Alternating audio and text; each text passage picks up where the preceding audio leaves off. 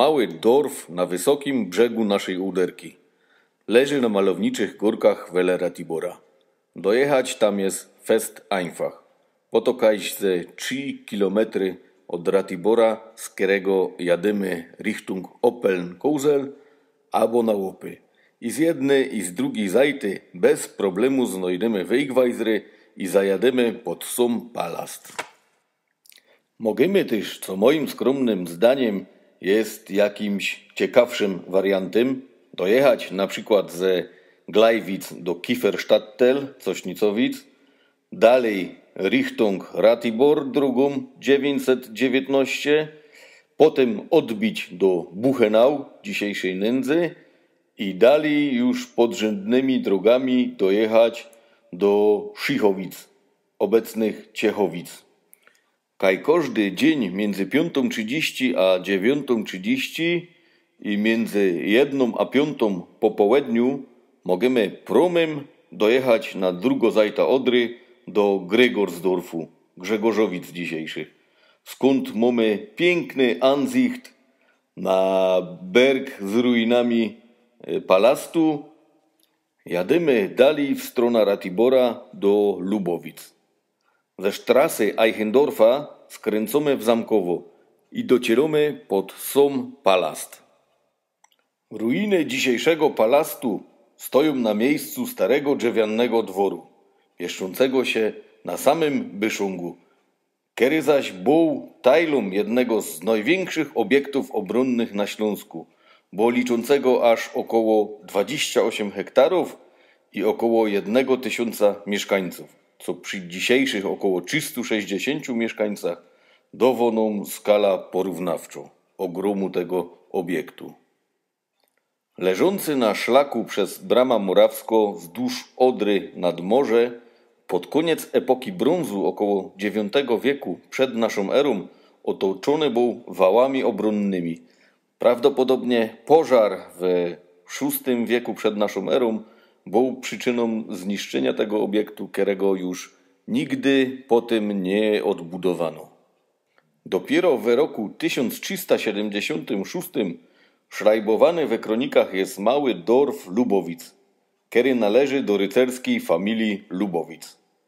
Łostowo ich własnością kajś do 1551 roku. Potem dorfem władło familia Wranińskich, które są też właścicielami sąsiedniego dorfu.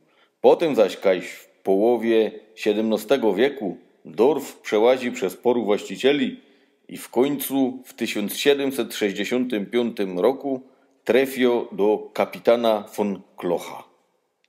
Kapitan Karl Wenzel von Kloch w 1780 roku rozpoczynał budowę murowanego palastu, a 18 stycznia 1786 roku uroczyście palast został poświęcony. Palast był piętrowy, z cegły, wybudowany na planie litery L, częściowo podpiwniczony w stylu barokowym.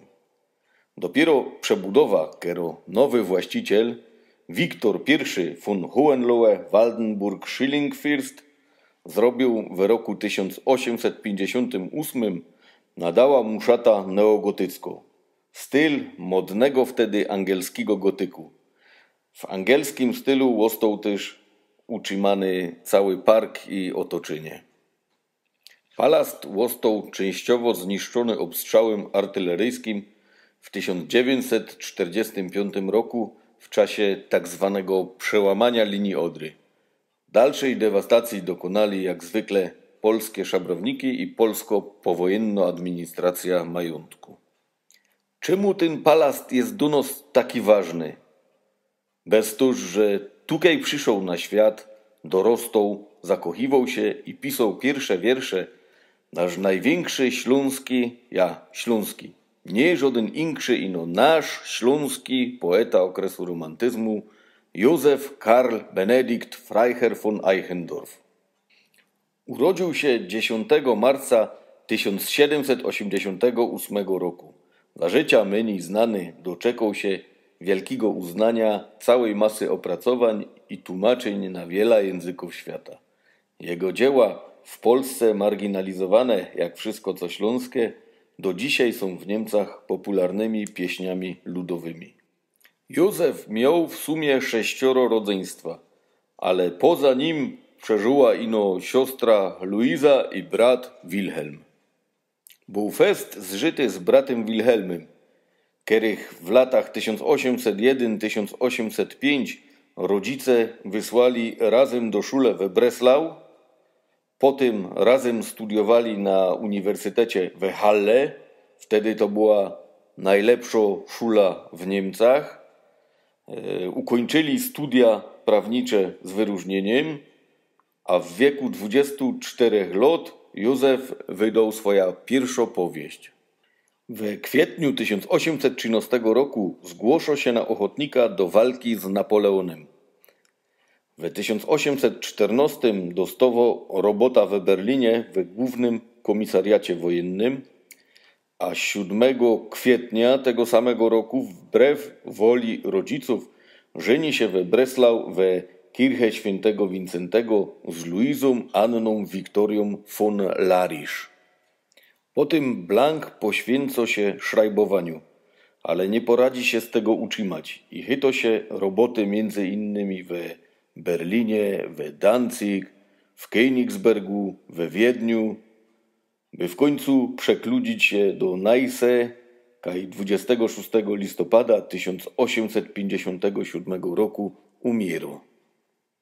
To, co dzisiaj zostało z palastu, to pora ścian. Widać częściowo odgruzowane mury, miejscami uzupełnione cegły, tworzące trwało ruina zabezpieczoną przed dalszą dewastacją. Ale czy richtig tak jest? Burzech pora od nazot zwiedzać ten palast. Wtedy fest fajrowali, że coś się dzieje, że już tak pięknie. Odsłonili nawet część deliny pokrytej pięknie zdobionymi kachlami. Ale co widza dzisiaj? Dzisiaj te pięknie zdobione kachle, te cudo odsłonięte z takim trudem, od poru lat nie jest kompletnie niczym zabezpieczone.